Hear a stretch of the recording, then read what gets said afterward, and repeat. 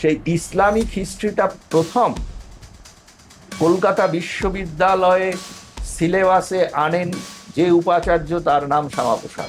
ভারতীয় মানেই তো কৃতদাস ছিল ব্রিটিশদের কাছে, কাজেই ইংরেজি হচ্ছে ইংলিশ, সেটা রাজার ভাষা, আর আমাদের যারা নেটিভদের ল্যাঙ্গুয়েজ সেগুলো ডেফিনেটলি ভার্নাকুলার। সেই হিসেবে বাংলাকে বাংলা না লিখে ভার্নাকুলার লেখা হতো। এই ভার্নাকুলার চরিত্র থেকে বেঙ্গলিতে রূপান্তর ওনার দ্বারাই হয়েছিল। কলকাতা বিশ্ববিদ্যালয়ের ইতিহাসে প্রথম রবীন্দ্রনাথ ঠাকুরকে নিয়ে এসে সমাবর্তন অনুষ্ঠানে দীক্ষান্ত ভাষণ বাংলায় দিয়েছিলেন। তার কারণ হচ্ছে, দেখো, আমরা সকলেই সমাজে যেসব কথা বলি, কাজ করি, এর যেমন ভালো একটা রিপারকাশন থাকে, একটা খারাপ রিপারকাশন থাকে। সেখানে সহযোগী দল হিসেবে কমিউনিস্টরা ছিল। এখন কমিউনিস্টদের বক্তব্য ছিল তাই যে পাকিস্তান আগে স্বাধীন হবে, তারপরে ভারত স্বাধীন হবে না। বামপন্থীরা কমিউনাল, আজকেও যে ঘটনা ঘটছে বারুইপুরে, সেটা নিয়েও বামপন্থীরা কিন্তু কমিউনাল আচরণ করছে। স্যার, আপনাকে মাধ্যমে স্বাগত। নমস্কার স্যার, আজ 6ই জুলাই 125তম জন্মদিন শ্যামাপ্রসাদ মুখোপাধ্যায়, কি বলবেন? কি বলবো বলো তো। দেখো, আমরা যখন শ্যামাপ্রসাদ মুখোপাধ্যায়ের বিষয়ে বিভিন্ন জায়গায় বলেছি, লিখেছি, পোস্ট এডিটোরিয়াল বিভিন্ন এতে, বা শ্যামাপ্রসাদ সম্পর্কে বিভিন্ন তার কর্মকাণ্ড কথা বলেছি, সে সময় শ্যামাপ্রসাদ মুখোপাধ্যায়কে জানা তো দূরের কথা, না জেনে গালাগাল করা প্রচণ্ড জ্ঞানী গুণী লোক পশ্চিমবঙ্গে শিক্ষিত সমাজে কিলবিল করত। তারা এখন কিলবিল করতে করতে সবাই শ্যামাপ্রসাদ বিশেষজ্ঞ হয়ে গেছে। স্কুল কলেজ থেকে ধরে নর্দমার ওপরে তৈরি পাড়ার ক্লাব, তারাও শ্যামাপ্রসাদ বিশেষজ্ঞ এইসবদের এনে বলছে, এবং প্রত্যেকেই হচ্ছে ওই চ্যাট জিপিটি, তারপরে গুগল করে দেখে শ্যামাপ্রসাদ সম্পর্কে বলছে। তো শ্যামাপ্রসাদ নিয়ে বলতে গেলে তো একটু সময় লাগবেই। দেখো, তিনি কবে কোথায় জন্মেছিলেন, কি করেছিলেন, কি কি অ্যাচিভমেন্ট, এগুলো তো সবাই বলে দিয়েছে, এবং এগুলো তো সোশ্যাল মিডিয়াতে ঘুরে বেড়াচ্ছে, সব জায়গাতেই আছে। আমি শ্যামাপ্রসাদের একটা মূল্যায়ন করার চেষ্টা করি তার কাজকর্ম। প্রথমত হচ্ছে, আর শ্যামাপ্রসাদের ওপরে যে বাছা বাছা বিশেষণগুলো প্রয়োগ হতো, সেগুলো সম্পর্কে কিছু হাইলাইট করি। প্রথমে বলি যে ডক্টর শ্যামাপ্রসাদ মুখোপাধ্যায় বলা হয়, কিন্তু উনি কিন্তু MA পরীক্ষা অবধি পাশ করেছিলেন, উনি ডক্টরেট ছিলেন না। তবে উনি যেহেতু অনারারি ডক্টরেট ছিলেন, এবং ওই সময়ে অনারারি ডক্টরেটরা নিজেদের নামের আগে ডক্টর লিখতেন, এমনকি তারাশঙ্কর বন্দ্যোপাধ্যায়ও যখন অনারারি ডক্টরেট হয়েছিলেন, তারপরে তার কিছু লেখাটেখার আগে আমি ডক্টর তারাশঙ্কর বন্দ্যোপাধ্যায় দেখেছি। অবশ্য পরবর্তীকালে এখন এটা খুব কাস্টম যে কেউ ইউজ করেন না। যাই হোক, শ্যামাপ্রসাদ সম্পর্কে প্রথম যেটা বলতে হয়, তিনি অত্যন্ত উদার মনা একজন জাতীয়তাবাদী, এবং ভারতের সকল মানুষের যে গণতান্ত্রিক অধিকার এবং মূল্যবোধ, তার জন্য, এই মূল্যবোধের জন্য কিন্তু উনি লড়াই করে গেছেন, এবং জীবন দিলেন অত্যন্ত রহস্যজনকভাবে মৃত্যু হয়ে। সেখানেও কিন্তু কেন্দ্রীয় সরকারের মন্ত্রিত্বে লাথি মেরে মৃৎপাত্রের মতো চলে গেলেন, এবং তার দাবি ছিল একটাই, এক দেশ তো এক নিশান, এক বিধান, এক প্রধান। এই রকম ডুয়াল নিশান, ডুয়াল প্রধান এবং ডুয়াল বিধানের বিরুদ্ধেই তিনি কাশ্মীরে তার বলিদান দিয়েছিলেন, যেটা কিছুদিন আগে বলিদান দিবসও পালন করা হলো। এখন শ্যামাপ্রসাদের অবদানের মধ্যে প্রথম বলি, যেগুলো লোকে কম জানে বা অনেকে হয়তো বলবে না বিভিন্ন রকম কারণে, শ্যামাপ্রসাদ কিন্তু চ্যাম্পিয়ন ছিলেন for the cause of education. উনি কত ছোট বয়সে ভাইস চ্যান্সেলর হয়েছেন, কার ছেলে, এগুলো বড় কথা না। বড় কথা হচ্ছে অনেকেই জানে না যে ইসলামিক হিস্ট্রি, যেটা কলকাতা বিশ্ববিদ্যালয়ে স্নাতকোত্তর বিভাগে পড়ানো হয়, এই ইসলামিক হিস্ট্রিতে আমাদের প্রাক্তন মুখ্যমন্ত্রীরও MA ডিগ্রি আছে। কিন্তু সেই ইসলামিক হিস্ট্রিটা প্রথম কলকাতা বিশ্ববিদ্যালয়ে সিলেবাসে আনেন যে উপাচার্য, তার নাম শ্যামাপ্রসাদ। তাছাড়া উনি এই যে বিজ্ঞান বিষয়ে, যদিও নিজে বিজ্ঞান চর্চা করেননি, উনি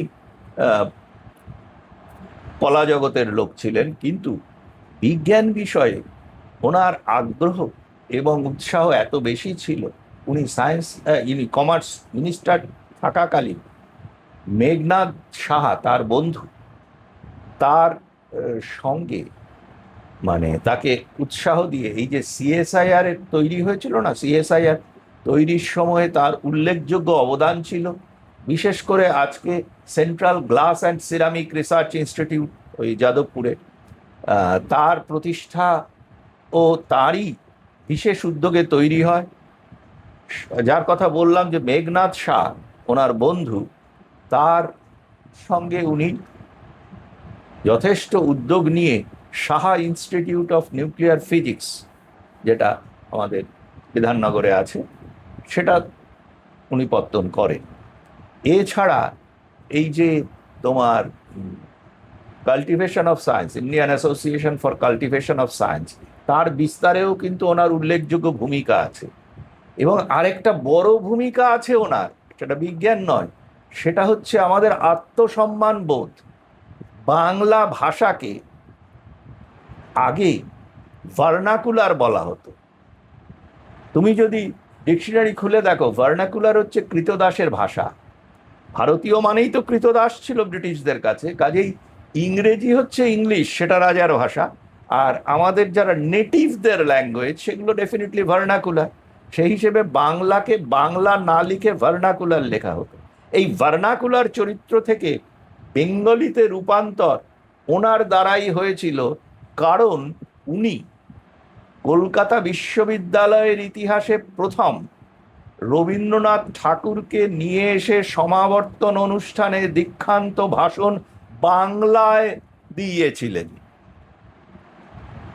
শ্যামাপ্রসাদ সম্পর্কে তার অনেক অ্যাচিভমেন্টের কথা আমি বলতে পারি, যে ক্যালকাটা ইউনিভার্সিটিতে যে অ্যাপ্লাইড ফিজিক্স, সেই অ্যাপ্লাইড ফিজিক্সটা কিন্তু ওনার সময়ই ওনার উদ্যোগেই তৈরি হয়। আর ওনার বাবার সময়ে যদিও অ্যাপ্লাইড কেমিস্ট্রি হয়েছিল, তার বিস্তারটা ওনার সময় হয়। তা এরকম অনেক কিছু বলা যায়। আর ওনার সম্পর্কে যেসব মানে অন্য রকম কথাবার্তা বলা হয়, সেগুলো বলার উদ্দেশ্যও কিন্তু ওনার কর্ম এবং কর্মপদ্ধতি। কেন? তার কারণ হচ্ছে, দেখো, আমরা সকলেই সমাজে যেসব কথা বলি, কাজ করি, এর যেমন ভালো একটা রিপারকাশন থাকে, একটা খারাপ রিপারকাশন থাকে, অনেকের স্বার্থে আঘাত করে। সেরকম স্বার্থে উনি আঘাত করেছিলেন। ওনার সম্পর্কে কিছু স্বল্প বুদ্ধি বা দুর্বুদ্ধিযুক্ত তথাকথিত মিডিয়া প্যাম্পার্ড বুদ্ধিজীবী, তারা বলে বেড়ান যে উনি নাকি মুসলিম লীগের সঙ্গে আতাত করেছিলেন এবং পশ্চিমবঙ্গে মিনিস্ট্রি তৈরি করেছিলেন জনসংঘে, মানে হিন্দু মহাসভা। একদম অসত্য কথা। তারা অশিক্ষিত শুধু নয়, তারা মিথ্যেবাদী। আমি দায়িত্ব নিয়ে বলছি, তারা মিথ্যেবাদী। কারণ মুসলিম লীগ তখন এমন অবস্থায় গিয়েছিল যে কংগ্রেস যদি সমর্থন না করত, যেহেতু কংগ্রেসের মুসলিম লীগকে সমর্থন করার ওই সময় সুযোগ ছিল না, মানে ন্যাশনাল পার্সপেক্টিভে, সেহেতু মুসলিম লীগ কিন্তু নিজেই ওখানে তার মিনিস্ট্রি তৈরি করে চালিয়ে যেতে পারত লার্জেস্ট পার্টি হিসেবে। সেই জায়গা থেকে দাঁড়িয়ে শ্যামাপ্রসাদ তার হিন্দু মহাসভার সঙ্গে ফজলুল হকের যে কৃষক প্রজা পার্টি, যেটা অন্তত তদানীন্তন সময়ের কাজকর্মে আর যাই হোক মুসলিম লীগের যে জেহাদি ইসলামের স্বরূপ, সেই স্বরূপকে বিরোধিতা করত। সেই জন্য ফজলুল হকের প্রজা শ্রমিক পার্টি, প্রজা কৃষক পার্টির সঙ্গে আতাত করে উনি মিনিস্ট্রি তৈরি করেছিলেন। এটা কি মুসলিম লীগের মিনিস্ট্রি হলো? মিনিস্টারের যদি নাম মুসলিম লীগ হয়, তাহলে মুজফফর আহমেদ ভারত বিদ্বেষী শক্তির একটি প্রতিভূ ছিল, এটাও বলতে হয়। স্যার, আজকের দিনে তাই বলতে হয়। এইসব আজগুবি মিথ্যাচার কিন্তু এই লোকগুলো তাদের দলের জন্ম থেকে করে এসছে। দ্বিতীয় পরে আসছে, এরপরে আরও আছে যে শ্যামাপ্রসাদ নিয়ে তাকে কমিউনাল বলা হতো, এবং সেই সঙ্গে বলা হয় নাকি নেতাজি ওনাকে পছন্দ করতেন আমি না, আসছি, বামেরাও এই ধরনের আসছি, মন্তব্য আসছি। করে থাকেন। আসছি। নেতাজি সুভাষচন্দ্র বসু নাকি ওনাকে পছন্দ করতেন না, এটা বামেদের কানে কানে কে বলে দিচ্ছে? ওই মুজফফর আহমেদের কানে কানে গিয়ে কি যে যে নিজের মানে আত্মজীবনী উৎসর্গ করেছে একজন কনফার্মড জেহাদির নামে, সেই মুজফফর আহমেদের কানে কানে গিয়ে উনি বলে এসছেন নেতাজি। কোনো বই, কোনো সমসাময়িক কোথাও উল্লেখ পাওয়া যাবে না। মিথ্যাচার করলে অনেকেই মিথ্যাচার করতে পারে। অন দ্য কন্ট্রারি, নেতাজি এবং শ্যামাপ্রসাদের যে সূক্ষ্ম তফাৎটা ছিল, দেখো এই যে আমাদের এই তোমার কি বলে নেতাজির যে মহানিষ্ক্রমণ, সেই তোমরা জানো যে মহানিষ্ক্রমণের সময়ও ডাক্তারজির সঙ্গে নেতাজির মন গড়া বিবাদ, অমুক তমুক অনেকেই অনেক কিছু বলেছিল। সাভারকারের সঙ্গে সাভারকার নেতাজিকে উপদেশ দিয়েছিলেন এবং নেতাজি মেনেও নিয়েছিলেন যে বাইরে থেকে অ্যাটাক করা, কিন্তু শ্যামাপ্রসাদ কিন্তু ভারতবর্ষের মধ্যে থেকে গণতান্ত্রিক উপায়ে তিনি গণতন্ত্রে বিশ্বাস করতেন বলে সেই পদ্ধতিতে ভারতের স্বাধীনতার স্বপ্ন দেখেছেন। স্বাধীনতার স্বপ্ন কিন্তু দুজনে দুরকমভাবে দেখেছেন। সুতরাং সেখানে কখনো বিবাদ হয়েছে সেটা হতে পারে না। কলকাতা কর্পোরেশন দখল করা নিয়ে যে রাজনৈতিক সংঘর্ষ, সেই সংঘর্ষ তো মানে সেটা হচ্ছে রাজনৈতিক, সেটা তো কোনো আক্ষরিক অর্থে বা অস্ত্রের সংঘর্ষ নয়। কাজেই নেতাজির সঙ্গে পথের বিরোধ তার থাকতে পারে, কিন্তু নেতাজির সঙ্গে কোনো রকম কিছু আদর্শের বিরোধ ছিল না। আদর্শের বিরোধ ছিল বামেদের। বামেরা কেন নেতাজিকে তোজর কুকুর বলতো? তার কারণ হচ্ছে বামেরা চেয়েছিল ভারতবর্ষ অখণ্ডভাবে ইসলামী মুসলিম লীগের আন্ডারে যাক। তদানীন্তন বামেদের যে জেনারেল সেক্রেটারি ছিলেন পিসি যোশী, তিনি আন্ডারটেকিং দিয়েছিলেন ইংরেজদের যে ভারতের কমিউনিস্ট পার্টি আপনাদের সাহায্য করবে বিশ্বযুদ্ধ জিততে এবং এখানকার কাজকর্ম। এবং তারা কি করেছিল, তোমাকে একটা কথা বলি, 16ই আগস্ট 1946 সালে কলকাতা এবং তার পার্শ্ববর্তী অঞ্চলকে হিন্দু শূন্য করার যে মুসলিম লীগের যে প্রচেষ্টা, সেখানে সহযোগী দল হিসেবে কমিউনিস্টরা ছিল। এখন কমিউনিস্টদের বক্তব্য ছিল তাই যে পাকিস্তান আগে স্বাধীন হবে, তারপরে ভারত স্বাধীন হবে। যখন পাকিস্তান দুটুকরোভাবে মুসলিমদের আন্ডারে স্বাধীনতা পাবে, একটা ফেট অ্যাকমপ্লিশ হয়ে গেল, তখন শ্যামাপ্রসাদ চেষ্টা চালিয়েছিলেন যে পশ্চিমবঙ্গ মানে একটা খণ্ড বের করে নিয়ে এসে যেখানে হিন্দু অধ্যুষিত তারা ভারতবর্ষের সঙ্গে থাক, সেখানে কমিউনিস্টরা এবং কিছু স্বার্থ লোলুপ তথাকথিত রাজনীতিবিদরা বিভিন্ন রকমভাবে হ্যারাস করেছেন। যেমন বলি, মুসলিম লীগকে সরাসরি পুরো বাংলা দিয়ে দেওয়ার দাবি তুলেছিল কমিউনিস্টরা। আজকে অবধি কোনো কমিউনিস্ট সেই দাবি থেকে সরে আসেনি। বলছি লিখিতভাবে কমিউনিস্টরা কোনো ডকুমেন্ট, সিপিএম বলো সিপিআই বলো, কোনো কমিউনিস্ট এখন অবধি এই দাবি থেকে সরে আসেনি। This is number one. Number two, কেন রাগ? যে ওনার যে বক্তৃতা ছিল, অভূতপূর্ব বক্তৃতা, সেই বক্তৃতার কথা কিন্তু কেউ বলে না। যে বক্তৃতা উনি তোমার ওই 46-এর দি গ্রেট ক্যালকাটা কিলিংয়ের অব্যবহিত পরে এই বাংলার বিধানসভায়, আইনসভা তখন বলি, আইনসভায় দাঁড়িয়ে দিয়েছিলেন, সেই আইনসভার যে তিনি বক্তব্য দিয়েছিলেন, সেখানে তার বক্তব্য শুনে পরিষ্কার বোঝা যায় যে আর যাই হোক তিনি কমিউনাল ছিলেন না, অন্তত কমিউনিস্টদের মতো সরাসরি মুসলিম লীগপন্থী কমিউনাল আচরণ তিনি করেননি। আজকেও তারা তাই করছে, আজকেও কিন্তু কমিউনিস্টরা তাই করছে। আমি বলি, তিনি অ্যাসেম্বলিতে দাঁড়িয়ে বলেছিলেন যে 3.5 কোটি মুসলমানের পক্ষে, বাংলায় 3.5 কোটি মুসলমানের পক্ষে 3 কোটি হিন্দুকে ধ্বংস করা যেমন সম্ভব নয়, 3 কোটি হিন্দুর পক্ষে 3.5 কোটি মুসলমানকেও ধ্বংস করা সম্ভব নয়। সুতরাং এটা প্রশ্ন নয় যে কে বেলেঘাটায়, কে রাজাবাজারে, কে মেটিয়া বুরুজে, কোথায় কে কতজন মরেছে, কোন ধর্মের লোক মরেছে। মরেছে পশ্চিম এই বাংলার মানুষ, সাধারণ মানুষ। মেরেছে মুসলিম লীগ এর যে সরকার, সেই সরকারের দায়িত্ব ছিল হিন্দু মুসলমান নির্বিশেষে মানুষের ধন প্রাণ সম্পত্তি রক্ষা করার। সেই সরকার সেই দায়িত্ব পালনে ব্যর্থ হয়েছে। এইটার বিরোধিতা করেছিল বামপন্থীরা। এবারে তোমাদের দর্শকরা, তোমাদের শ্রোতারাই বলুন যে শ্যামাপ্রসাদ কমিউনাল ছিলেন না বামপন্থীরা কমিউনাল। আজকেও যে ঘটনা ঘটছে বারুইপুরে, সেটা নিয়েও বামপন্থীরা কিন্তু কমিউনাল আচরণ করছে। সাধারণ মানুষ যখন ক্ষতিগ্রস্ত হয়, সরকারের দায়িত্ব থাকে তাকে রক্ষা করার। অন দ্য কন্ট্রারি, তাদের প্রথম থেকেই উদ্দেশ্য ছিল মুসলিম লীগের নিয়ম মেনে ভারতকে পূর্ণভাবে জেহাদি ইসলামের হাতে তুলে দেওয়া। স্যার, আমরা দেখছি শ্যামাপ্রসাদ এর বিরুদ্ধে ছিলেন।